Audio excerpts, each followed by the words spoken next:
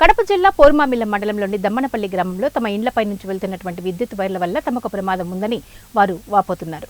2 సంవత్సరాల కిందట విద్యుత్ వైర్లు తెగి కింద పడటంతో భార్యాభర్తలు ఇద్దరు చనిపోవడం జరిగిందని, వారి పిల్లలు అనాథలు అయ్యారని విద్యుత్ అధికారులకు గుర్తు చేశారు. అధికారులు తమ సమస్యను పరిష్కరించి చర్యలు తీసుకోవాలని కోరారు. లేదంటే ఊరు వదిలి వెళ్లిపోవాల్సిన పరిస్థితి వస్తుందని పల్లె వాసులు తెలియజేస్తున్నారు. మాకు ప్రమాదం అవుతుంది, మా పిల్లలు బొల్లలు ఏదైనా ఆ వైర్లు తెగిపోయినా మేము ప్రమాదకరం అవుతుంది, లేకుంటే మేము లేచిపోవాల్సింది కూడా వస్తుంది. అందుకు కాబట్టి మీరు దయచేసి ఈ లైను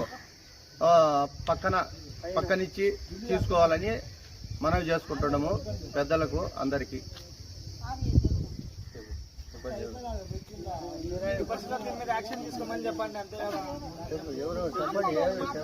మాట్లాడండి. దమ్మనపల్లె గ్రామంలో సిద్ధారం అనే ఊర్లో మేము మనవి చేస్తున్నాము. గోవిందరెడ్డికి, నాగార్జున రెడ్డికి ఈ దమ్మనపల్లె గ్రామంలో ఇళ్ల మీద కరెంట్ వస్తుంది, చెట్లు అంటే కరెంట్ వస్తుంది. ఆల్రెడీ ఇల్లు అనుకొని మెయిన్ తీగలు వస్తున్నాయి. రేపు ఏదన్నా మా పిల్లలకు ఏదన్నా జరిగితే